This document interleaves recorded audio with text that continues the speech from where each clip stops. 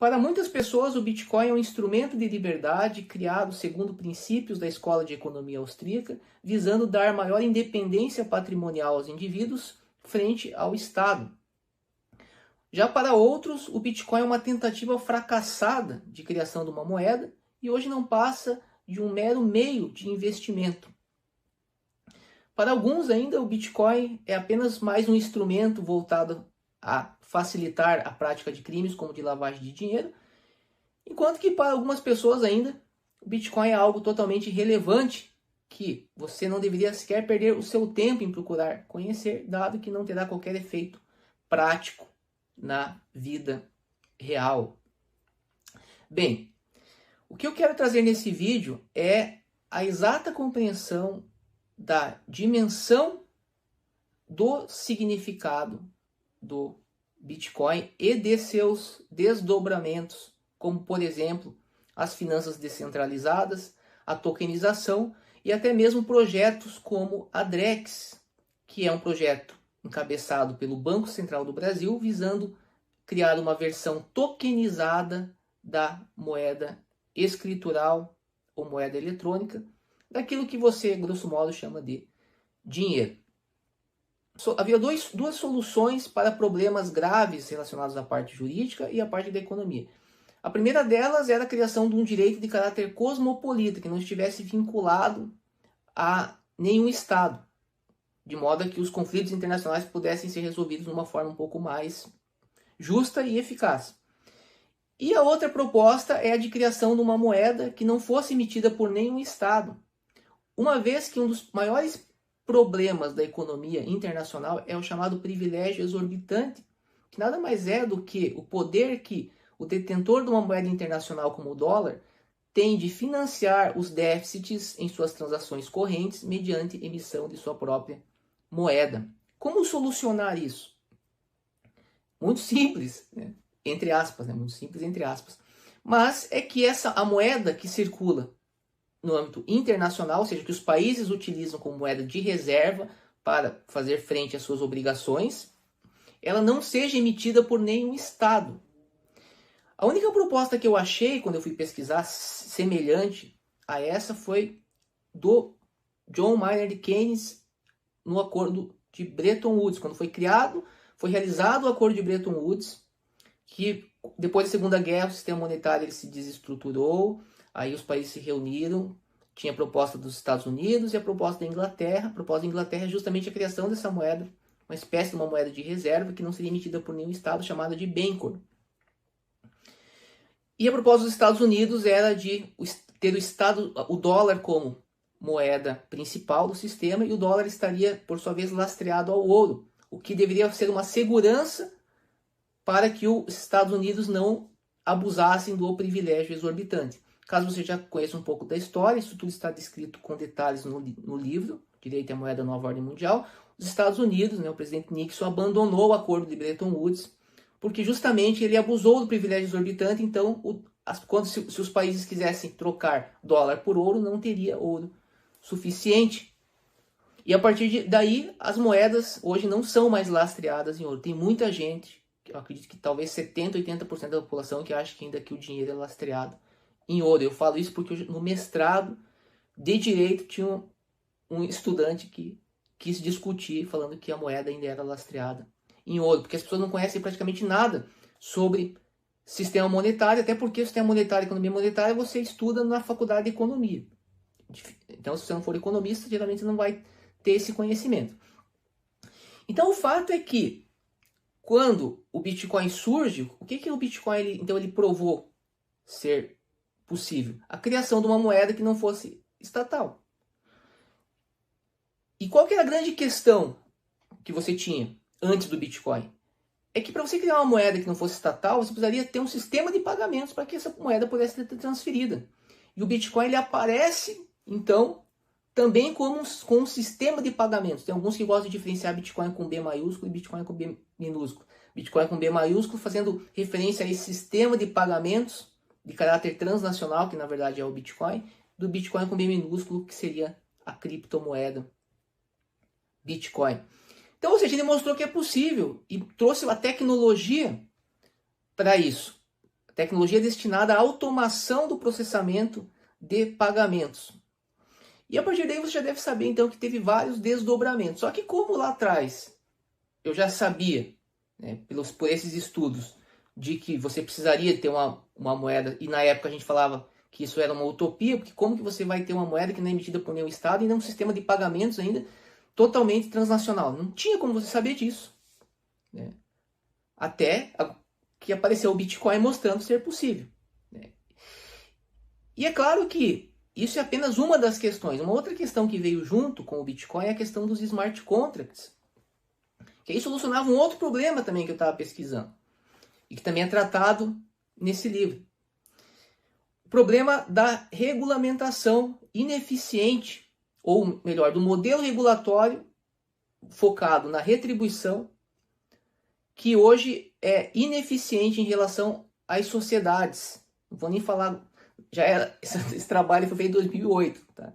E a pesquisa foi baseada em textos muito anteriores. Então, já lá por década de 70, sociólogos já diagnosticavam que o direito, esse modelo jurídico, ele era ineficaz. Vou te dar um exemplo para não ficar tanto na parte teórica.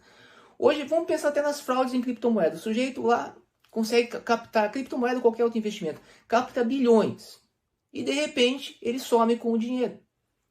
Aí ele vai preso. Mas o que adianta ele ser preso se você não recuperar o teu investimento?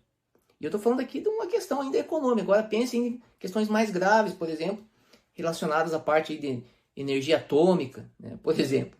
Imagine. Ou seja, as sociedades hoje elas não podem ficar na dependência de que achando que o indivíduo vai ficar com medo da pena e que ele vai deixar de praticar o comportamento criminoso. Não. Elas precisam de uma ferramenta ou de um instrumento que impeça a própria violação da norma. E é isso que se tratam os smart contracts, aplicáveis ao âmbito específico dos contratos, que é o instrumento basilar da economia capitalista.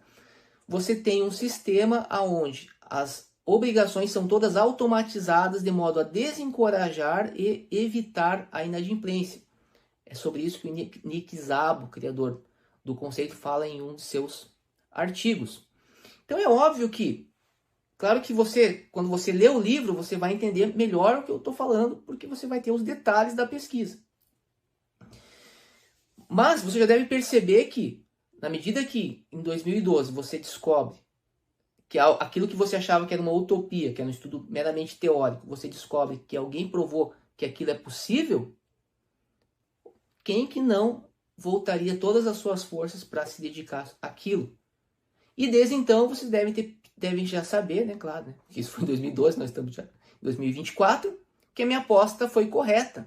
Hoje nós temos, e nós estamos no começo, né, mas hoje nós estamos ainda com o Banco Central do Brasil, com um projeto de tokenização da própria moeda, e tokenização trata-se apenas, né, do uso da tecnologia, de uma tecnologia que surgiu com o Bitcoin, no âmbito estatal.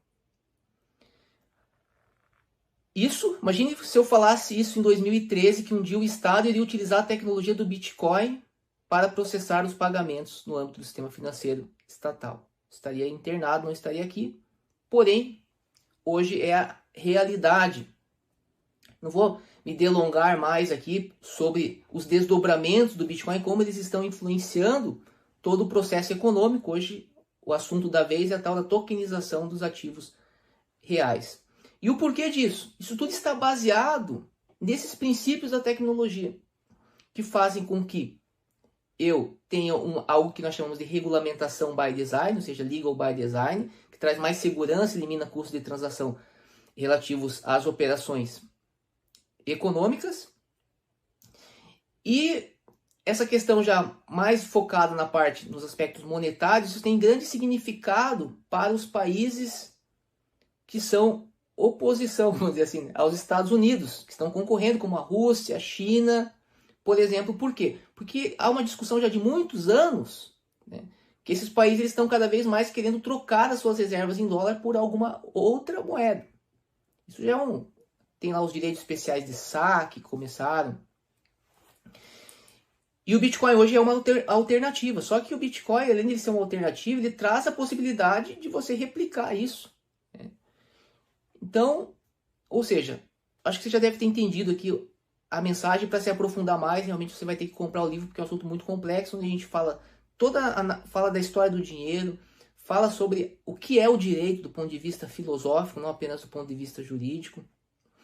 E até para finalizar, inclusive, é importante usar uns argumentos de autoridade, não para me gabar, mas apenas para que vocês saibam da relevância desse trabalho.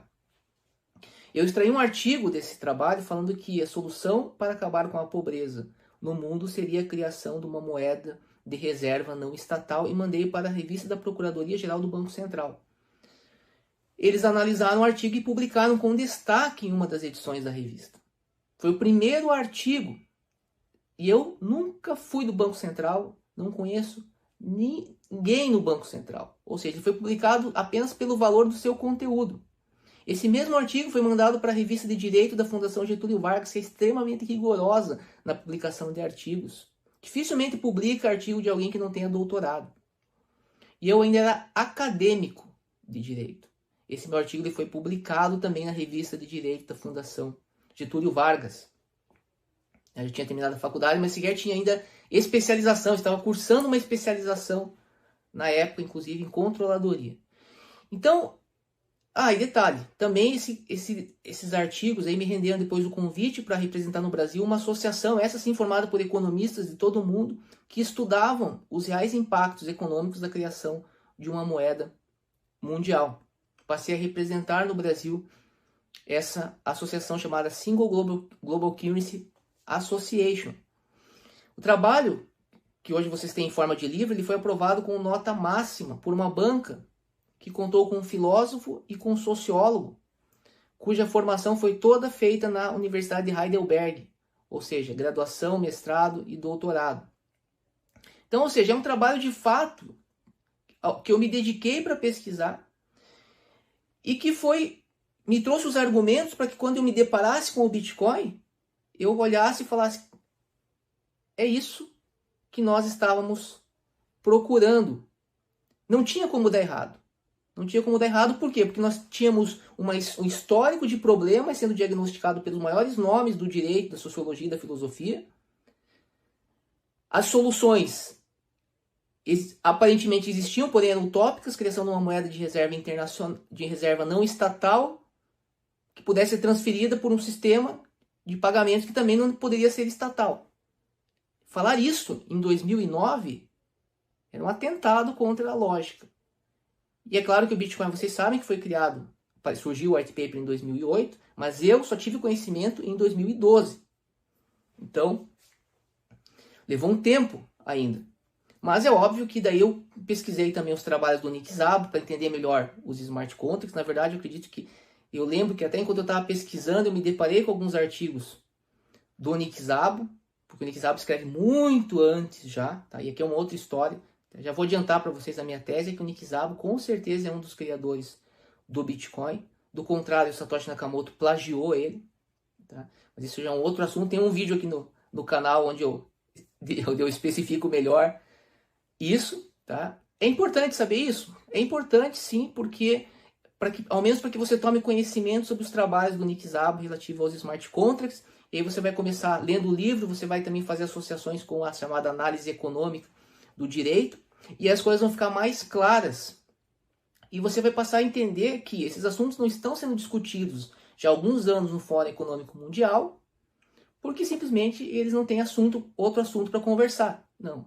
Estão sendo discutidos porque isso está relacionado à solução de problemas gravíssimos no âmbito econômico e no âmbito jurídico. Você pode brigar contra o Bitcoin, você pode gritar, você pode espernear, mas o fato é que a tecnologia já está hoje no âmago da sociedade, está adentrando agora no cerne do sistema financeiro nacional por meio da Drex. Fernando, mas é uma blockchain privada. Não, é uma rede híbrida que permite a interoperabilidade com redes públicas, embora a interoperabilidade com redes públicas seja um dos desafios do Banco Central, mas é um desafio já declarado pelo Banco Central na última live, promover a interoperabilidade entre a Drex com redes públicas. E quem processa transações nas redes públicas, quem que valida transações, é a rede Ethereum, não são as instituições financeiras nacionais. Então nós estamos passando por um processo de transnacionalização do sistema financeiro.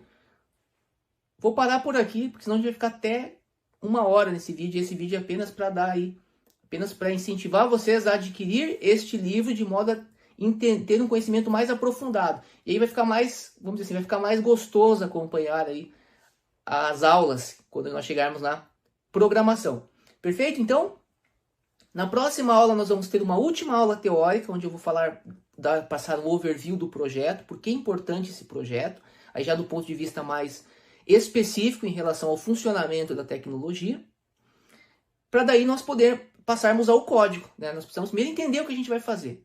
Então, agora a gente, tendo conhecimento, tendo mais uma aula, tendo conhecimento teórico sobre o que a gente vai construir, sabendo o significado daquilo que a gente vai construir, o código vai ser um passeio no parque. Espero que vocês tenham gostado. Nos vemos na próxima aula.